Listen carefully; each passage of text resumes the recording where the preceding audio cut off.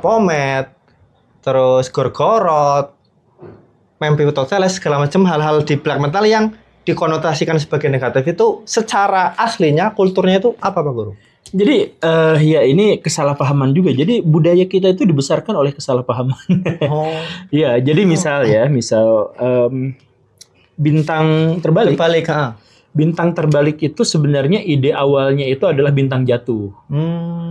Jadi dalam Alkitab itu ada bintang jatuh dan dengan terjemahan yang agak keliru sedikit, itu disebut sebagai Lucifer. Oh, bintang fajar itu. Iya, bintang fajar. Nah, itu kasihan Bung Karno. Itu kan Bung Karno bintang fajar. Iya, putra sang fajar. Iya. Nah, jadi bintang Lucifer itu kemudian kan dalam mitologi Arab yang kemudian diadopsi oleh penentang-penentang Kristen. Jadi ada di zaman dulu tuh tradisi Arab diambil sama penentang Kristen untuk menghujat Kristen. Di antaranya adalah Lucifer itu nanti melakukan perkawinan dengan Lilith. Lilith itu adalah istri pertama Adam. Jadi istri pertama Adam berselingkuh dengan malaikat pertama Tuhan, yaitu Lucifer. Pas menikah, beranaklah yang namanya Baphomet. Baphomet. Jadi Baphomet. Itu menurut kultur apa? Nah, itu sebenarnya di zaman dulu gitu. Nah, itu kemudian, tapi nama Baphometnya pada waktu itu tuh baru ada di Prancis.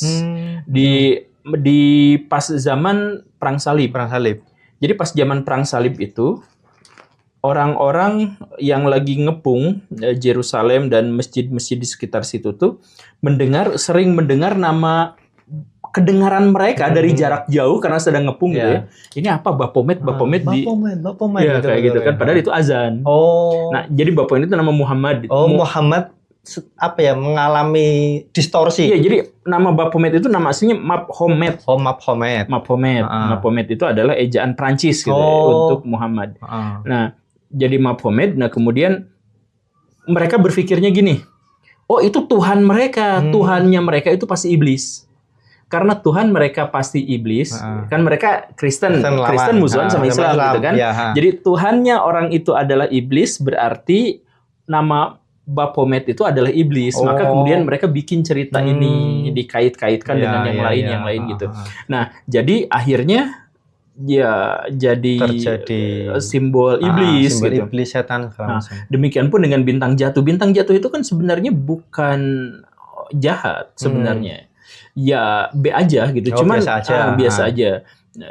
Simbol 666. Ya, seringnya di band black metal itu namanya gitu Pak Guru. Misal Pati Geni 666 itu orang Indonesia. Kalau yang luar Belpegor 666 gitu. Iya. Biasanya gitu. Ya, 666 itu adalah simbol Tuhan sebenarnya. Karena angka 6 itu adalah angka yang disakralkan di zaman dulu oleh para pemuja Tuhan.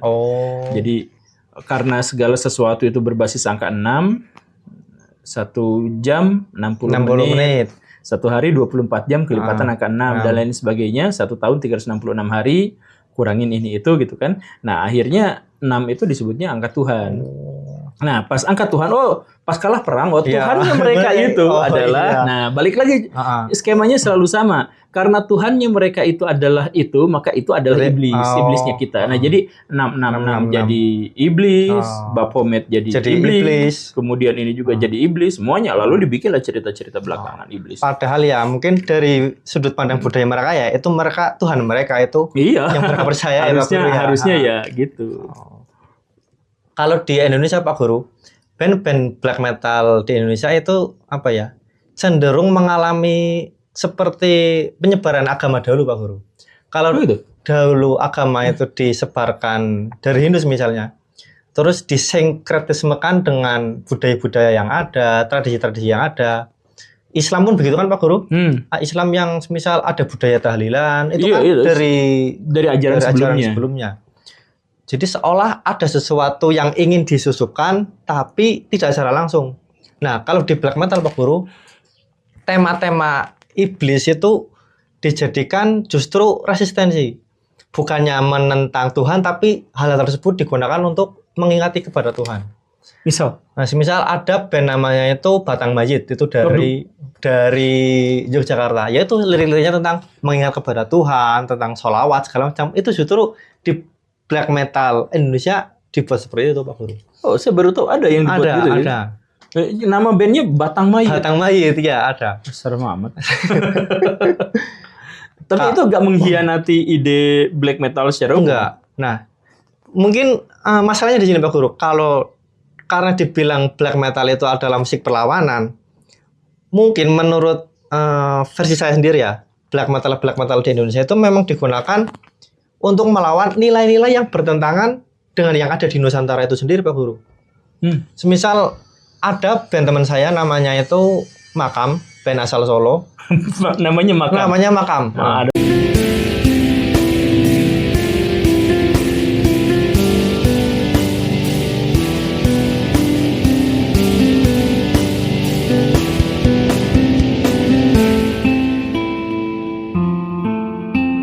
Justru menyuarakan hal-hal yang sangat spiritualis, di mana lirik-lirik mereka itu menggambarkan Jawa di masa kuno Pak Guru, di zaman Dharmawangsa Teguh, di zaman kerajaan Mataram itu berarti Pak Guru ya. Nah, kemudian black metal selanjutnya itu mulai ke sini kan agama budaya Jawa, kan ada budaya Jawa klasik, ada budaya Jawa kuno. Kebanyakan black metal sekarang itu menyuarakan budaya Jawa kuno. Jadi seperti yang tertulis di Serat Darmo Gandul ketika katanya Sabdo Palon akan muncul. Nah, itu black metal zaman sekarang lebih mengarah ke arah itu. Nah, pertanyaannya apakah sebuah kisah dari Sabdo Palon itu memang semacam eskatologi milik kita, budaya kita Indonesia atau apa itu Bang Guru? Bukan, jadi Sabdo Palon itu ada sebuah buku kuno di Jawa namanya Babad Kadiri. Nah, Babad Kadiri itu dijadikan referensi oleh seorang misionaris Kristen untuk bikin, jadi dia bikin semacam karya sastra tapi yang mengolok-olok Islam. Ya, itu kan bagian dari kepentingan agama dia. Nah, tapi dia ngambil dari Babad Kediri itu. Nah, muncullah di situ ceritanya adalah Sabdo Palon yang kemudian ada Sunan Kalijaga yang berantem, ada kesaktian di situ, Prabu Brawijaya dan lain sebagainya. Nah, sebagai karya sastra saya suka. Saya kan baca juga. Lucu juga ini gitu. Tapi sebagai fakta sejarah itu tidak mungkin ini, karena misalkan salah satu yang akhirnya sudah nanggung jadi pengetahuan umum walaupun salah itu adalah Majapahit dikalahkan sama Demak gitu. Itu sebenarnya secara historis enggak nyambung, enggak ada ceritanya kayak gitu. Cuman masyarakat udah kadung percaya, dan ketika saya menyampaikan bahwa Majapahit tidak dihancurkan oleh Demak, itu saya malah dibully. Ini ya, padahal kan sumber sejarahnya itu adalah sastra sebenarnya. Nah, cerita tentang Sabdo Palon yang nanti akan kembali lagi ke Nusantara itu sebenarnya adalah rasa kekecewaan yang mendalam dari penulis Babad Kadiri itu terkait dengan tradisi. Jadi kalau saya nerima agama tuh gak apa-apa. Tapi kalau misalkan bahwa tradisi saya pun diikutin, diarabkan gitu, nah itu yang kesel gitu. Makanya Sabdo Palon itu menggambarkan bahwa saya mau bikin atau memunculkan kembali agama budi. Agama budi. Nah, agama budi yang dimaksud itu sebenarnya bukan berupa bukan agama tapi dharma. Jadi fokusnya itu adalah tentang kebaikan, spiritualisme, bukan tentang sholat pakai kerudung, pakai sorban, bukan hal-hal yang simbolis seperti itu gitu. Jadi pengen mengembalikan ke spiritualitas yang dasar. Iya, Jawa itu kan spiritual. Makanya ada upaya kemudian misalkan menggabungkan dengan kejawen. Kejawen itu kan agamanya apa nggak apa-apa. Iya. Ada kejawen Kristen, ada kejawen Islam. Ya nggak apa-apa sebenarnya, mau di kejawen, mau agamanya apa nggak apa-apa. Asal yang paling penting itu adalah spiritualismenya. Bukan lembaga keagamaan, bukan institusi keagamaan, tapi yang paling penting adalah spiritual. Jadi gini nih, yang mereka inginkan gitu ya. Kalau misalkan belajar agama, bukan nanya hukum mukbang itu apa. Bukan. Tapi ajari saya gimana caranya saya bisa bersabar. Saya bersyukur. Nah, itu ajaran agama budi. Nah itu kan juga sebenarnya Ya, esensi Islam nyambung di situ. Nah mereka tuh pengen belajar agama tuh pada bagian itu, bukan pada belajar kalau kamu gak bisa baca huruf hijaiyah seperti ini maka kamu neraka. Nah bukan gitu yang mereka inginkan gitu. Nah, itu udah ada belum black metal yang lagunya gitu tuh? Kalau black metal yang istilahnya benar-benar memahami esensi seperti yang tadi Pak Guru sampaikan, ada, tapi ya jumlahnya sedikit. Karena mereka umumnya kan mengikuti pasar, mengikuti pengetahuan umum yang katanya nanti Sabdo Palon muncul, terus akhirnya kebangkitan Nusantara segala macamnya. Sabdo Palon tuh udah muncul dari turun. Sabdo Palon udah muncul Pak Guru? Udah tahun 1908. Kapan itu? Di mana? Di Jakarta. Di Bandung. Di Bandung. Bandung. Itu dengan berdirinya Budi Utomo. Jadi Budi itu agama Budi yang dimaksud itu. Jadi gini nih. Sabdo Palon kalah sama Kalijaga. Terus dia janji nanti 500 tahun dari sekarang saya balik lagi. Muncul lagi. Ya kan? Balik lagi. Terus kata Sunan Kalijaga, ya udah gak apa-apa nanti saya juga kesini lagi. Gitu kan? Tambahannya itu. Nah, akhirnya ya udah 500 tahun kemudian dari kejatuhan Majapahit itu adalah berdirinya Budi Utomo. Majapahit kan tahun 1400 sekianan ya, gitu kan. Ya, 1400. Ya, nah, walaupun cerita itu sekali lagi ya sastra, itu bukan historis, tapi kalau misalkan mau dikait-kaitkan, Budi Utomo akhirnya muncul tahun 1908 dan mengatakan bahwa budaya Jawa adalah budaya yang lebih luhur daripada budaya-budaya yang lain. Dan bahwa mereka itu lebih baik daripada ajaran agama Islam, dan bahwa mereka ingin mengembalikan budaya Jawa ke tempatnya. Dan mereka menolak untuk menerima orang Jawa di Budi Utomo awalnya gitu kan, bla bla bla bla kayak gitulah. Itu kan sebenarnya Budi Utomo generasi awal itu adalah Budi Utomo yang sangat-sangat sangat etnosentrism gitu, sangat berpusat pada etnisnya. Jadi apa-apa harus Jawa, menganggap budaya Jawa yang terbaik, bla bla bla bla bla. Nah, nanti setelah Budi Utomo muncul, Sabdo Palon itu muncul. Lah, perwujudan Sunan Kalijaganya juga muncul lagi. Host Cokro Aminoto. Host Cokro Aminoto kan dari Islam. Dia disebutnya kan Eru Cokro. Dia itu adalah Imam Mahdi, bukan Imam Mahdi itu versi Jawa itu apa namanya tuh? Satrio Piningit. Satrio Piningit. Dia itu kan disebutnya Satrio Piningit kan. Nah, jadi Satrio Piningit itu adalah perwujudan dari Sunan Kalijaga. Makanya kumisnya sama-sama gitu modelnya. Ya kan? Nah, dari Cokro Aminoto ini juga kemudian membendung Budi Utomo dan akhirnya Budi Utomo dibuat menjadi lebih terbuka. Istilahnya tidak lagi Jawa, tapi sudah bergabung menjadi wilayah kesatuan Republik Indonesia. Gitu, nah, iya, jadi yang nunggu Sabdo Palon gak usah ditungguin, udah lewat itu zamannya. Kan 500 tahun dari peristiwa Sunan Kalijaga berantem itu kan. Ya itu udah tahun 1908 1911. 1911. Gitu. Kalau di black metal yang tadi saya paparkan bahwa ingin memunculkan etnosentrisme Jawa Pak Guru. Jadi kayak ingin sih memunculkan bahwa ini loh Indonesia, ini loh Nusantara. Harapannya perlawanan dari black metal itu bisa melawan inferiority complex. Kan kadang kita melihat budaya luar terlalu agung. Budaya barat apa-apa itu dari luar. Nah, bisa nggak dari mungkin black metal tersendiri atau mungkin budaya-budaya kita naikkan biar kita punya kebanggaan tersendiri, kita nggak terlalu jadi inferiority complex. Pada bagian itu yang nggak bisa. Nggak bisa. Jadi gini ceritanya, budaya asli Indonesia itu adalah budaya serapan. Jadi kehebatan budaya kita bukan terletak pada inovasi untuk menciptakan sesuatu, tapi kemampuan mereka menyerap budaya dari luar. Nah, kayak budaya tahu ini, nah ini kan dari Cina kan? Oh iya. Tahu dari Cina. Jadi makanan kita yang paling terkenal itu kebanyakan dari Cina, dari India. Di Solo, Jogja ada bakso. Oh iya. Bakso dari mana? Bakso dari Cina. Itu singkatan. Apa Pak Guru? Tahu nggak singkatan dari apa? Nggak tahu Pak Guru. Bakmi siomay. Oh.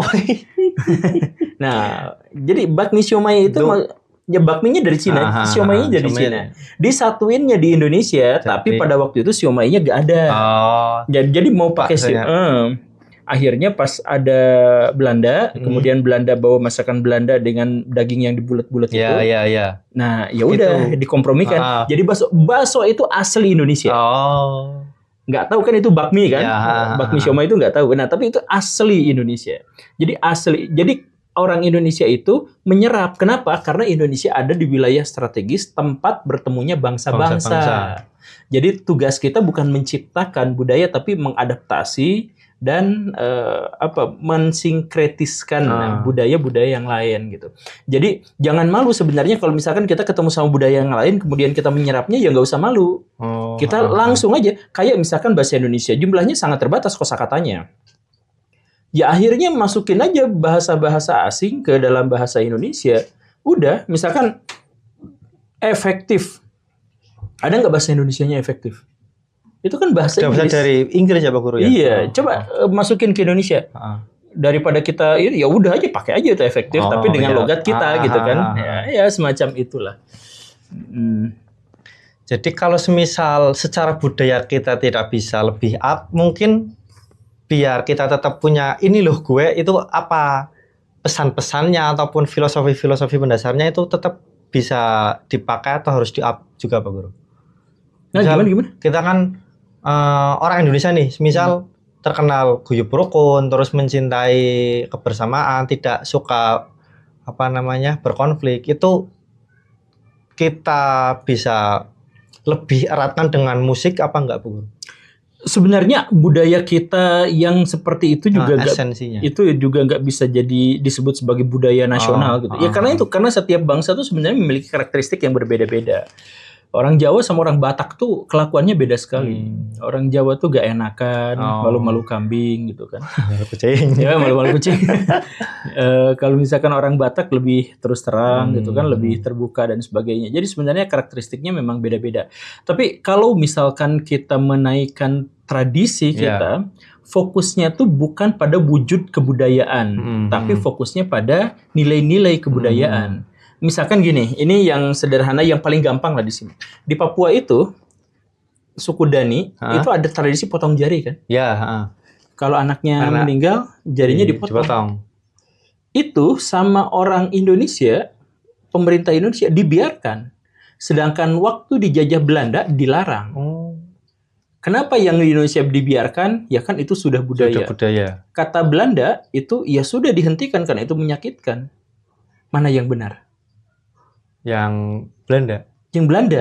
Karena apa? Karena fokusnya itu bukan pada wujudnya, motongnya, tapi fokusnya adalah pada esensinya. Jadi soal rasa takut terhadap kematian anak dan lain sebagainya. Ini mirip seperti Jepang. Jepang itu budayanya samurai. Ketika zaman modern, pedangnya hilang, tapi mental samurainya untuk disiplin, gigih dan setia pada majikan, pada atasan, iya dan lain sebagainya, itu masih dipertahankan. Nah, jadi yang paling penting dari kebudayaan yang harus dilestarikan itu adalah mentalnya, mentalitasnya, bukan wujudnya, esensinya. Jadi kalau misalkan yang kayak tadi itu, apakah budaya Jawa harus selalu ditampilkan dengan neng nong teng ya kayak gitu? Bisa, tapi kalaupun tidak menggunakan itu bisa. Berarti kita misalkan lanjut ke tradisi yang berikutnya gitu. Ini juga terjadi di negara-negara barat, makanya negara barat maju karena mereka itu tidak terikat pada tradisi yang berbentuk wujud, tapi tradisi yang berbentuk mental. Misalnya Superman, budaya barat kan? Iya. Kenapa Superman itu kolornya di luar? Tahu itu apa? Karena orang-orang Yunani kuno sejak zaman dulu memang mengagungkan tubuh atletis laki-laki. Perkasanya itu. Iya, perkasa. Jadi walaupun bajunya tidak sama seperti baju Yunani kuno, tapi mental mereka bahwa tubuh yang sehat dan yang bagus itu adalah yang seperti itu dan ditampilkan di muka publik, maka Superman pun jadi seperti itu, kolornya di luar. Kenapa kolornya di luar? Biar ada kesan bahwa dia tuh pakai celana gitu. Pengennya sih nggak pakai. Pengennya. Iya. Karena orang Yunani juga kalau Olimpiade tuh nggak pakai. Oh iya. Tapi karena kalau nggak pakai nggak sesuai dengan tradisi sekarang, ditutupin. Nah, jadi adaptasi mereka terhadap budaya sekarang itu jadi itu Superman sama sekali nggak kelihatan dengan samanya dengan tradisi Yunani gitu kan, nggak kelihatan. Tapi itu berasal dari mental yang sama. Itu. Kita jadi ngomongin Superman. Tambah lagi Pak Guru. Ini yang terakhir di tahun 2020 Pak Guru. Pas zaman Covid, komunitas-komunitas black metal Indonesia itu membuat komunitas black metal Nusantara. Itu ya keren. Saya pengen ikutan. Saya belum sempat. Saya jadi drumnya. Di acara black metal Nusantara tersebut, band-band dikumpulkan dari berbagai macam genre, berbagai macam tema, ya untuk saling menguatkan bahwa ini loh black metal punya nilai ini tersendiri. Bahkan ada acara seperti menanam pohon, terus acara berbagi itu ada waktu itu di Kediri ulang sana. Nah, kedepannya mungkin acara-acara tersebut akan terus dilanjutkan oleh para penggiat-penggiat black metal. Nah, mungkin dari Pak Guru ada semacam pesan bagi para penggiat black metal, bagi saya juga mungkin karena saya juga menggiati tentang musik black metal, tentang apa sih yang benar-benar ingin ditonjolkan biar kita itu bangga terhadap diri kita. Kita tidak lagi seperti yang tadi saya bilang tergerus oleh istilahnya superiority complex, walaupun kata Pak Guru nggak apa-apa istilahnya esensinya, tapi kadang akhirnya kita kayak lihat bule, wah ini bule, akhirnya kita foto-foto, padahal ya kan sama-sama manusia. Akhirnya betul. Gitu. Mungkin untuk menghalau itu apa pesan Pak? Coba kita ganti misalkan nama komunitasnya itu gak pakai istilah black metal. Apa? Misalkan Wesi Ireng. Itu bukan sih? Ya misalkan ya. Kemudian ada sekarang tuh lagu lagu semacam dangdut tradisional Jawa tapi yang dibuat lebih ngehit gitu.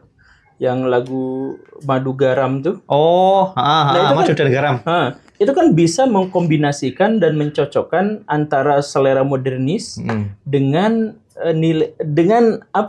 irama-irama jadul gitu.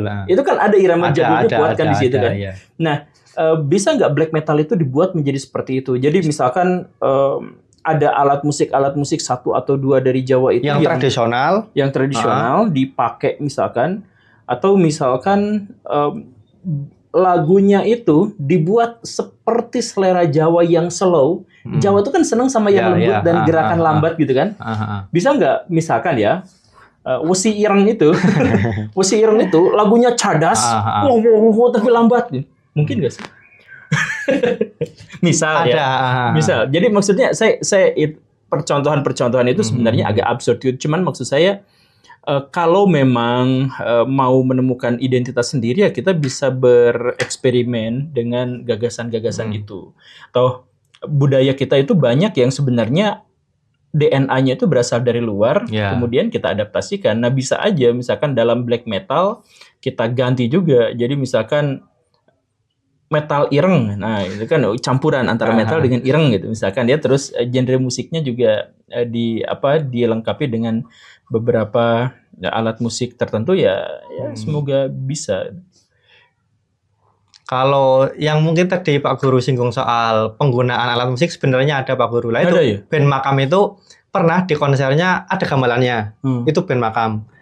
Ada juga band gothic metal dari Sidoarjo itu ya ada nuansa gamelannya. Cuman ya memang karena mungkin remaja atau generasi zaman sekarang nggak terlalu suka lah dengan hal-hal Jawa gitu. Bahkan siapa sih anak zaman sekarang yang kira-kira kuat nonton wayang terus nonton segala macam kan enggak. Akhirnya ya mungkin masih dibutuhkan inovasi nonton wayang nggak disukai karena nggak berkembang. Makanya yang tadi itu coba misalkan dibuat berkembang.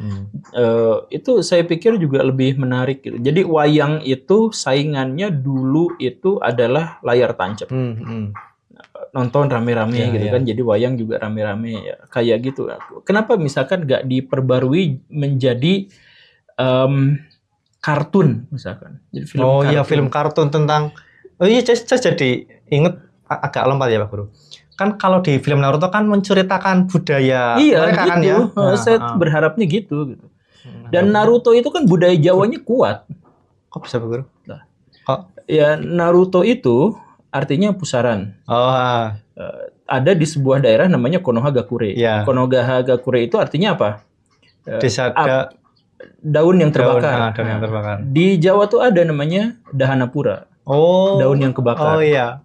Daun yang kebakar itu siapa ininya rajanya? Erlangga, pusaran air. Nah, sama juga kan di situ. Banget ya. Nah, kemudian apa jurus kekuatan dari misalkan Naruto itu ngeluarin makhluk astral jadi ini. Tiubinya. Nah, di Jawa itu kan gitu kan. Iya. Munjung apa yang suka berkolaborasi dengan makhluk gaib itu kan didatangin kalau misalkan mau berantem gitu kan. Nah, itu juga kan sebenarnya ada gitu. Jadi sebenarnya iya makanya namanya Naruto gitu. Kalau misalkan mau dicocok-cocokin gitu ya Naruto. Nah, kalau nama Naruto keren, kalau nama Naruto kita ketawa. Padahal itu punya padahal maksudnya kenapa kalau Naruto jadi keren, kalau Naruto jadi enggak gitu. Ya, misalkan yang kayak gitu.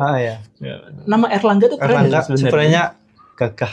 Nah, iya, misalkan pewayangan apa dipindahkan ke dalam cerita-cerita yang seperti itu gitu, atau misalkan kisah tentang pertempuran Gajah Mada melawan siapa itu? Rakuti. Itu dari kerajaan dari Majapahit. Jadi Majapahit itu kan pas zaman Jaya Negara itu ada pemberontakan yang paling besar namanya Rakuti. Nah, pemberontakan Rakuti itu cerita awalnya coba ini kalau misalkan dikartunin gitu atau diwayangin kan bagus. Jadi bukan hanya ngambil dari Baratayuda gitu, tapi misalkan dari pas Raja Jaya Negara itu pas mau ditusuk udah di depan mata pakai tombak yang Rakuti itu yang kuatnya luar biasa tuh. Pas mau ditusuk, loh kok hilang? Oh, ternyata dibawa pergi. Jadi Gajah Mada itu diceritakan dalam kisah-kisah tradisional itu bisa ngilang. Kekuatan ngilang. Bisa pindah. Loh kok hilang? Oh, ternyata udah ada di luar. Pas keluar ternyata Raja Jaya Negaranya sudah tidak ada. Dan sisanya di situ hanya Gajah Mada.